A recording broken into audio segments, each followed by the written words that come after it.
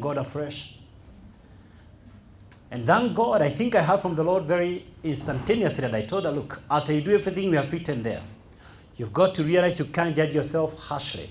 They also have a personal responsibility. Do everything you know, leave the rest to God. Now, this is experiential learning. It is not academic. You can't get it from any book. So if I were you, I would deliberately join the cruise, go through the 12 months journey, and even choose to take 2 other groups for 2 or 3 more years. Why? Because you master what you teach. Let me tell you this, ladies and gentlemen. I tell you with humility and with integrity. If you call me 3 a.m. and told me in 2 minutes, you want me to teach the 12 principles of parenting in my book, I'll teach for 2.5 hours non-stop. Am I a genius? No. Why will I do that? I've taught the topic in excess of 150 times. You master what you teach. Now, we are all listening to what I'm saying, but believe me, I'm listening the most. After this, if I asked you what I was saying, you might remember 2%. But if you pick me here and take me to another meeting, I might repeat everything verbatim. You master what you teach. Does that make sense? Yes. So I would choose to go through the season 1 program, for example, those who are graduating this April. I'll choose deliberately to take another group and another group, not for their sake, but first for my sake, because it puts you on your toes. What am I talking about? Have a growth plan. And I suggest after this meeting, please make a phone call to your accountability partner. Share with them your growth plan. Why? A shared commitment is a strong commitment. In fact, I'll take one moment, just one moment, and give you a chance to look at your neighbor.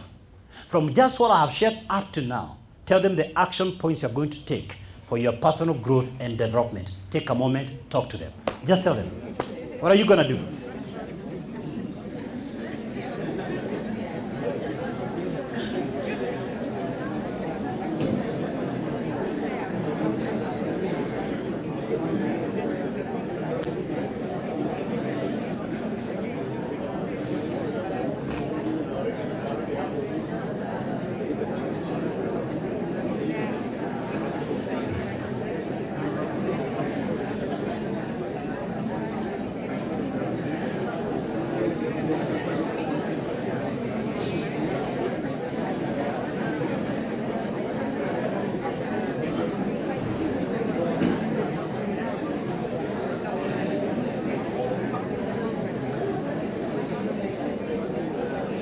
All right, fair enough. How many in this live audience believe with all their heart that it's possible to commit for your personal growth and development 2 hours every month for 12 months with no excuse of traffic jam, no excuse of the rains, the same way you don't take that as an excuse for not eating? How many will commit for their mental growth to do that every single month for 2 hours? How many can make such a commitment? Hands down. How many believe it will make a difference in your life? Do you believe that? Yes. There are some testimonies I've received here of people who confessed to me there was a difference in their marriage because of this intervention. There are people who told me there was a difference in their wallet because of this ministry. There are people who told me there was a difference in their health, and some of them I can even see it with my eyes. Change is internal. Of course, the second thing about success, focus on incremental changes. Focus on incremental changes. There are no quantum leaps for growth, for success. Believe it. You only enjoy and feel fulfilled following a long, steady effort, conscientious effort. Any shortcut to the top is short-lived. The whole thing, which is like a cancer in Nairobi, get-rich-quick schemes. I tell you today, this is idolatry that withers and bitters and robs the nobility of human life. I will tell you this very respectfully tonight. If you become a victim of every get-rich-quick scheme, you'll eventually be broke and you'll miss the things that you're trying to chase. When you stop chasing the wrong things, you begin to attract the right things. You've got to focus on incremental changes, the cumulative, infinitesimal changes. They may not be looking visible to the naked eye, but eventually, change is not what is visible, but it's what happens on your inside that gets reflected on the outside. And that's why you've got to deliberately feed yourself emotionally, spiritually, mentally, just like you do physical exercises, and by the same note, how you work on the right nutrients. Change is not going to be easy, but it's going to be possible. Change is difficult at the beginning, messy in the middle, but gorgeous at the end. True, irreversible, permanent change, I repeat, must be incremental and internal. Is that okay? Let me go to the second item of our discussion tonight. Why reposition yourself? Why reposition yourself? Now, we reposition ourselves fundamentally through personal branding. So the real question we need to deal with tonight, why personal branding? And remember, while self-identity is what you think about yourself, personal branding is what others think about you, your reputation out there. Personal branding is what others say about you when you're not in the room. And maybe you can play a game with 3 of your friends and tell them to candidly and honestly tell you what they think about you. Most of them will not be honest. So come up with a creative way, very creative way, in such a manner you can't know who said what. And just try to use that and gauge. What do people think about me? Because I'll tell you this, even if you're doing relatively well and you're in this place, personal branding will help you exploit your capacity. And therefore, ladies and gentlemen, precious friends, brothers and sisters, I want to share with you some 7 good reasons why you need to be deliberate with your personal brand. Number 1, personal branding will boost your self-confidence. You know, when you know you have something important to offer, when you know you have something significant to offer, when you know you're needed, when you know you're valued, naturally, your self-esteem soars. It goes up. Your confidence level begins to go up. Why personal branding? Number 2, you stand out. You stand out. You become noticed. You become increasingly visible. You become competitive.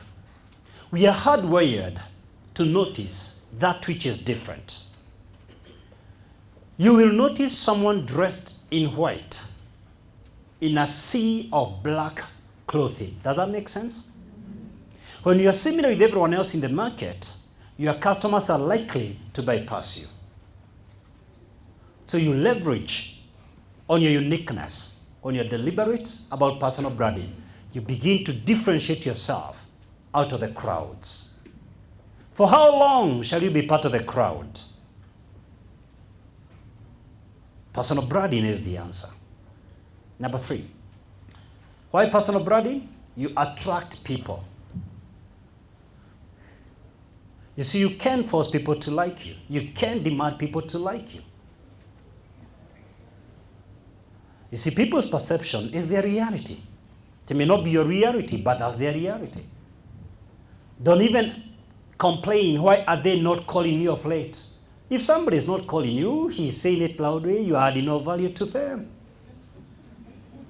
The moment you begin adding value to them, they'll start calling you. In fact, if you call someone and they ignore your call 2, 3, 4 times, I think the message is clear. What's your value? Because basically speaking, people will walk with you when they sense your destinies crisscross. They are inextricably bound to each other. My own experience shows that people are willing to help you if you are clear with what you want in life. But no one is willing to come and sort your mess, to come and help you figure out what you want in this life. In fact, I don't know another place apart from Sense 101 Life Club where someone goes out of his way in this country to truly help you find out who you are. In fact, as you go back to Dallas, let them know. We have actually a program here we do called Purpose-Driven Men, just to help the gentlemen discover who they are. And we couldn't mix them with women so that they don't feel scratched in their spirits. You know, here we do hard coaching. And then we have an equivalent one for women called 7C Women. And for those of you who are not Sense 11 members, we are doing something called 12 hours of transformation. We will not allow any Sense 11 member to come there. Sense 11 members have to pay a premium price, 20K, because they know the need for growth.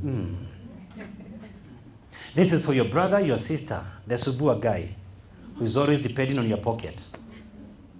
To free you, we have a program for them.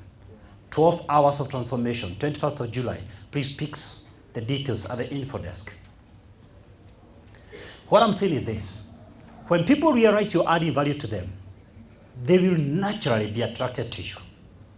People, honestly speaking, don't love you. Oh, that's a hard saying. If you have 3 friends, you're very, very, very lucky. You're doing exceptionally well. People love what you do. People are not attracted to Kinyanjui Nganga. This is any other person. What is attracting them here is what I'm offering. It's the brand Kinyanjui, not the person Kinyanjui. So people are attracted to the brand, not to the person. So ask yourself, what value are you adding that will start attracting people along your way? Why personal branding? Number 4. Personal branding helps you to concentrate, or rather to focus your efforts. You avoid secondary activity. You distinguish between what is good and what is best. Personal branding, in other words, help you know what is on brand and what is off brand for you. And you're able to focus. Number 5. Personal branding attracts success. You stop pursuing success. Success begins to pursue you. And this is how it works. You see, you're paid for your individuality. When you embed in the consciousness of your target market repeatedly that you're the service provider of choice, people tend to pay a premium price for you. So eventually, you work less for more. Let me break it down for you. You're willing to pay more for a known MC than one who is not known. Does that make sense? You're willing to pay more for a cup of coffee in Java, a known brand, than a cup of coffee in a restaurant that is not known by anyone else except your immediate neighbor. That's the reality about life. You're willing to pay more for that which is known. You're willing to pay more for a known athlete. They pay more to Cristiano Ronaldo, to Julius Yegon. So they end up working less because they are not looking for people. People are looking for their number. People are looking for them to call them. You see, you were never designed to pursue riches. Riches were supposed to be a byproduct of your purpose. You're supposed to pursue meaning and purpose. And these other things should follow.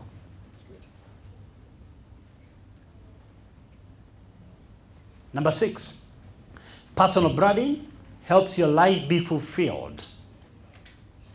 Why? Because you align who you are with what you do. So what you do is what you love, and what you love is what you do. So you earn from what you love and what you do. You see, a lot of people don't like Monday mornings. And the primary reason is because they are waking up to something they don't like doing, but they must. So they are doing something they don't like, but they have to. I don't know any other better definition of slavery other than doing something because you must, but you don't want to do it. In a strict sense, personal branding helps you to stop working and you begin living.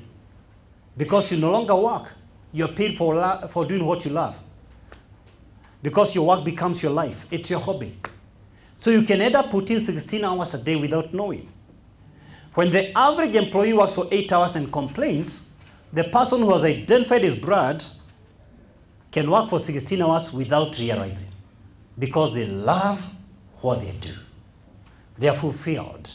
They are not coerced into it. I know it. I've experienced it. I would invite any of you to find your place. I wouldn't be doing anything else. In fact, the reason I normally cut short these messages is for your sake, to reach home in time. I'll go on and on and on and on and on, almost endlessly, because I'm living. When you find out what you're supposed to do, you begin enjoying what you're doing. And number 7, why personal branding? You leave a legacy. You leave a mark behind. Your life becomes significant. You lay a strong and firm foundation upon which others can build. Your children don't have to start at the same place where you started. From where I come from, I honestly believe more than any other human factor, the reason President Uhuru Kenyatta rose to the presidency is because he was riding on his father's blood. That was, in my view, the leading human factor. And you realize that that family, perhaps 5 generations later, will ride on that blood. And I believe the grandchildren of Nelson Mandela are riding on that blood. Does that make sense to you? You realize some of the struggles that most of us have in this soul is because who was my father anyway? Who was my mother? I'm the first one in our lineage since Adam to figure out what this means. Nobody before me ever tried to think out, should I be doing personal branding? My grandfather didn't know anywhere beyond his village. So I have to work for the generation behind and the generation ahead. I'm supporting the generation behind me and the generation ahead. No wonder many of us are aging before our time. Because we're only supposed to support the generation ahead. Only. Can we go to number 3? The third item of our discussion tonight. How then do I personal brand? How do I do it? And there are 2 ways I'm going to suggest. But before doing so, let me throw in some thoughts here. Everything that you needed for your purpose is already in you. God has no afterthoughts.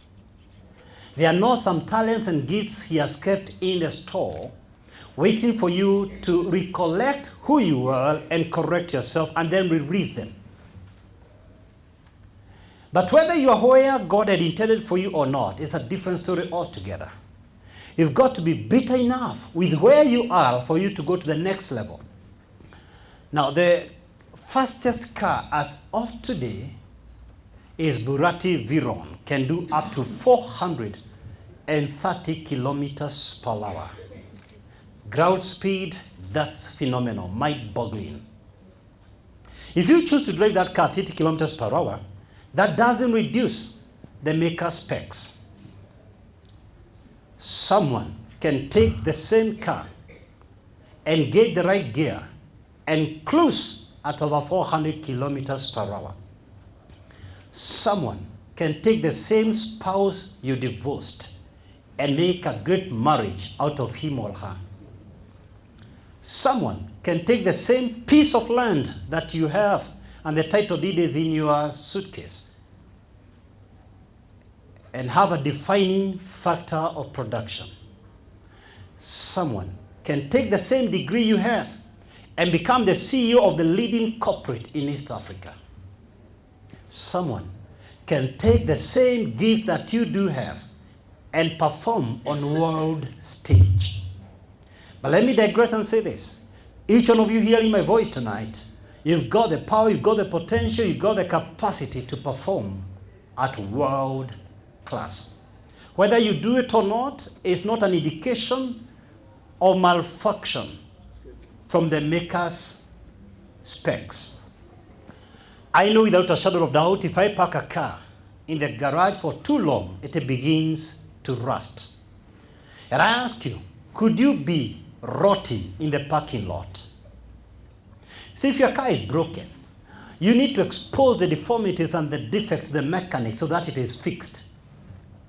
At times, that which makes us very insecure and vulnerable, we need to expose it to the manufacturer so that we get fixed, because you can't fix that which you deferred.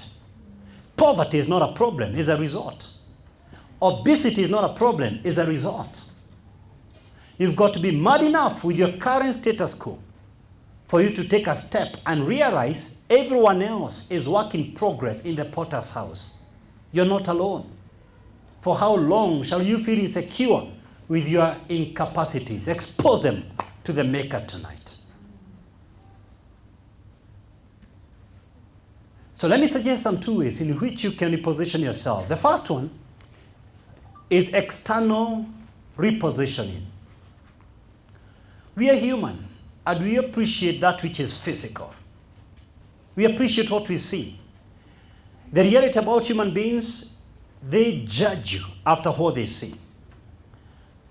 A recent survey by Forbes magazine indicated that men who groom have a 9% chance, higher chance of winning than those who don't, and attractive women have a 4% higher chance of winning. It is strange that human beings, even the good book does admit that men and women judge after the outward appearance. The way you dress alone makes people even judge, strange enough, your intelligence level. The way you dress makes people judge how loaded you are. The way you dress makes people judge how confident you are. Does that make sense to you? Your etiquette, decorum, propriety, manners, even the way you eat chicken in a hotel. I know we are hardwired for holding ugali with fingers inside. And it's okay to do it when you're in Meru or Kisumu or Kisii. It's good to adjust sometimes in some meetings. Why did I say that? Where were we?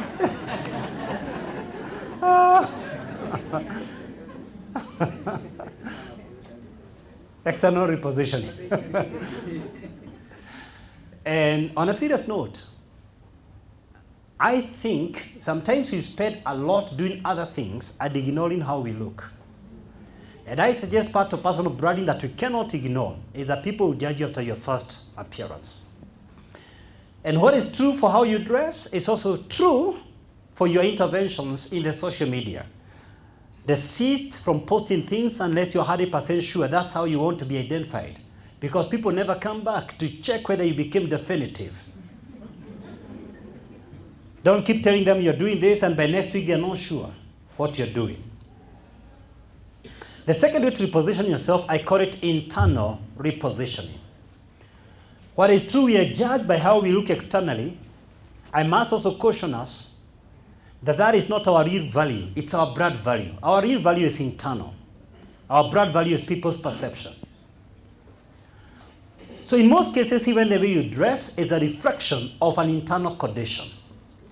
The internal reveals how much you respect yourself externally. So the external is a mirror of an internal status. That is why you must invest on yourself.